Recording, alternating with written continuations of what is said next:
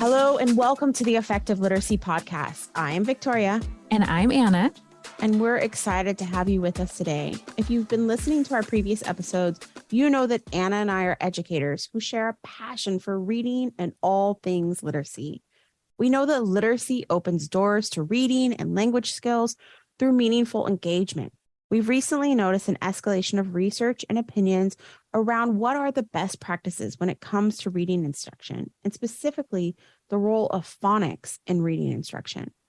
To better understand the newest research, we are interviewing experts from across the nation with extensive knowledge in literacy and multilingual education to discuss how to support our students, specifically our multilingual learners, in becoming literate individuals by the time they graduate from our educational system. During this two-part episode, we had the honor of talking with Alexandra Güílamo. Alexandra's recent article in Language Magazine, The Science of the Bilingual Brain, explains critical biliteracy non-negotiables. And while that may sound a little bit of a heavy read, it actually really helps us as teachers and educators to think about the steps that we're taking our instruction. And our conversation with Alexandra was just incredible. We found Alexandra to be so approachable in how she explained her work and really how she made the non-negotiable components of the work so applicable and relatable to classroom teachers. You know, Anna, I loved this conversation. We had so much fun with her. I felt like we have like a new kindred spirit in our hearts, you know. But one of the things that just made me connect so much to Alexandra was how she talks about brain research. She is so knowledgeable on what's happening inside the brain. And she's so knowledgeable that she's even increasing her knowledge by, in her spare time, reading more about brain research. And I admire that. I love it. But I also loved the way she made brain research understandable for everybody. And it's so important when we're talking about multilingualism, that we're talking about the brain. And what happens. And like Alexandra just was able to really fit that in for us. Absolutely. I think she really took some not only comprehensible strategies, but some direct, like, here's how this could work in your classroom, or here's how this could work in your district or your site, components of her work, and made them really applicable. So not just talking about the same strategies or theory, but actually this is what we know about the brain and how we can really take those new learnings and apply them into our pedagogy, right? And pedagogy is the science of teaching. So we absolutely should be looking at that new science and that new research when it comes to the best practices for our classrooms. So let's listen to our conversation with Alexandra Güílamo. Welcome, Alexandra. Thank you. We are so excited to get into all of your expertise and knowledge. But before we do that, we are just wondering if you can tell us a little bit about what brought you here. What's your expertise in literacy and multilingualism that you want us to know? So thank you, Anna, and thank you, everybody, for having me. I will tell you, I don't necessarily see myself as an expert. I think we're always growing and learning. And I think the field of developing literacy for multilingual learners in the different programmatic contexts is a field that's always learning and growing and finding new research, right? For me, I'm a former teacher, former academic coach, building leader, district leader, and I am a researcher at heart. So we work with hundreds of dual language and emergent bilingual programs across the country. We serve in 47, almost 48 now, states across the country, with a real focus on helping understand within the context of each district, each school, each program, what is going to work and how do we watch what's working to be able to sort of capitalize on that, be able to canonize that for other emergent bilingual students that come into that system. So that sounds like you're having to do a lot of synthesizing while at the same time a lot of customizing, given all those experiences and kind of your breadth of knowledge looking at 48 states. I mean, that's a lot of different approaches, a lot of different standards and policy. We'd love to hear your thoughts about what kinds of conversations you're having with those districts, with your colleagues in research of teaching reading, and really when you're working with those districts, what are some of the most critical points that you're advising that we really pay attention to for all stakeholders, honestly? I'm going to tell you that this conversation around transfer and translanguaging and metalinguistic awareness and cross-language or cross-linguistic connections is something that continues to come up over and over and over again. It keeps coming up because we hear about it, we hear buzzwords, we hear things on social media, and we hear competing research. We have personal ideologies, and we most oftentimes have two separate and whole curricula that teachers have been given that they've got to figure out how to navigate. How do I, if I am a dual language teacher, how do I manage and how do I implement a whole English curriculum and a whole French or Haitian Creole or Spanish curricula? And where does transfer fit into all of this? And so there's all this buzz, and I think there's a lack of understanding about the role that it plays within the reading and the literacy process for multilingual learners as a whole, right? I think the other piece is, what does it mean then for assessment? How do we assess kids if they know something in one language and cannot yet produce that or show that in English or in the partner language? And finally, for me, it's instruction. We make a lot of decisions around instruction based on monolingual best practices. And there are a lot of things that we can pull from the monolingual world and the best practices that have proven to be effective for monolingual learners. But best practice in and of itself, we have to make sure it's best for the particular population that we're serving. And so I think making sure that our research, our curricula, our instruction, our assessment really are focused on what the research says will give our emergent bilingual students a learning advantage in reading is absolutely critical. I just want to circle to maybe your idea of the formula that you have. Is that the critical piece that you're talking about? Can you tell us a little bit about the formula?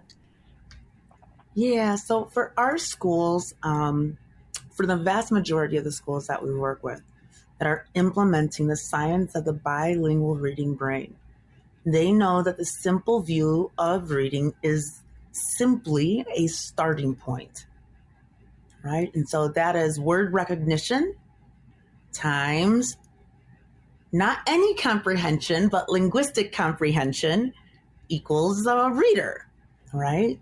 The first thing that we have to sort of dispel is this idea that D times C means decoding times reading comprehension. We have to just dispel that completely, because linguistic comprehension is really the stuff of English language development, Spanish language development, all of those pieces to understand the way text and language work in the books that we want students to be able to read and comprehend. If we take that out, our emergent bilinguals are already at a huge disadvantage. So we make sure that our educators understand what that C means. Then we break down that D part. It's sort of a misnomer because most people think it's decoding. It's not, it's word recognition. And we think about what defines word recognition, how it might look different for emergent bilinguals in a range of contexts. And a little piece of this, most of our foundational standards, particularly in K and 1, that say that students are able to do this with known words. And so we start to introduce this other piece, which is oracy. And how do we start to build students' language structures, language abilities to produce vocabulary that they're going to encounter in books, so that those become words that they can also begin to recognize in their print form. And that leads us to the last part of the formula for our schools that are implementing it, and that is the transfer piece. We don't always have to teach everything from scratch, as we call it, right? For our students, there is a large body of evidence that shows that phonological awareness, phonics patterns, word segmentation, all of those things have a cross-language effect. Now, it doesn't just naturally happen that it happens positively, that it helps our students accelerate their path towards biliteracy. They have to become much more strategic in their use and their understanding of what those word patterns are, so that they can begin to identify them, not just within the language that they're most comfortable or confident with that skill, but also within and across to the other language as well. Thank you for that clarification. And Anna, thanks for asking about the formula. And for everybody out there, Alexandra is really, she's a well-published guest that we have here today. And we're really kind of focusing in on one of her articles, The Science of the Bilingual Reading Brain. If you haven't had a chance yet to read the article, it was in the Language magazine, and we've also linked it in our show notes. So I want to dig into more about transfer and why is it so important? And when was it kind of like the shift in bilingual pedagogy to really think more about transfer? That's a really good question. I will tell you that why is it so important? First and foremost, dual language education, multilingual education, it was born out of the civil rights movement. And so for me, going back to the core roots of what this program fundamentally is about makes a difference. And so when I think about what are our students' rights, they have a right to feel an affirmed identity. They have a right to have their linguistic assets recognized and leveraged. They have a right to know how brilliant they are in whatever language it shows up. And they have a right to know that anything they know in one language, they know, period, in all languages. We just have to show them how to make that transfer. Our students are cognitive powerhouses, really, when they are empowered with that knowledge and with the time to build the skill to do that transfer effectively. That's part of the why. The other piece of the why is it is sort of in dual language, it's a have to. Like logistically, there simply aren't enough minutes in the day to teach every single one of the standards that exist in both languages in isolation. Pragmatically, in and of itself, for dual language teachers, they have to. They have to in order to say, listen, if I taught these sounds, right, these graphophonemic matches, do I have to teach them again in a partner language if my students already know it? Or can we just teach them to be very intentional, to know where and how to access that information if they've learned it once already? As long as students have the skill and they are aware and understand its applicability in a new context or in a new language, that transfer can be made. So in terms of our students' identities and their academic futures, they deserve it, but also in terms of the instructional viability of our programs, our teachers truly need to understand that this is the way to make dual language and other multilingual programs work. So I'm just thinking back to some of our past programs that we've had, like from a bilingual education perspective.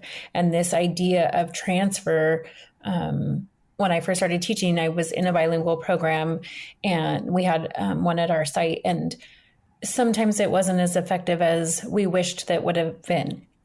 And I'm just wondering if this missing piece might be the transfer. And like you said, that we're not having to teach exactly the same thing twice, but really teaching kids how to maneuver between access what they have in one language and then apply it to the other, to me, not only feels time effective as a classroom teacher, but also extremely powerful as a learner. So I don't know, I'm having a little moment with that. So I love how you explain that. I think in gen ed programs, we talk a lot about metacognition, students' ability to think about thinking, right? And for transfer to happen, we have to have a very similar practice in an emergent bilingual or dual language context, which is students thinking about how language and words work. And so when they understand that words are defined by a series of patterns that when put together do specific things, some of those things are the same exact things across languages. It helps them to be much more intentional, much more strategic readers. And it's a meta-linguistic awareness that allows and transfers over into other areas, not just developing as readers, but to becoming critical writers and thoughtful historians and thinking about the connections and patterns over time. Absolutely. I'm making a lot of connections. And Alexandra, I'm come from a secondary background, right? And so a lot of this is like thinking about the application in secondary. What an amazing and rich conversation we've had today. Please join us next time in part 2 of our interview with Alexandra Güílamo, during which we'll continue to talk about how to support our dual language programs. For more information, to get access to the resources mentioned today, please visit our show notes at multilingualliteracy.org and make sure to subscribe to our podcast.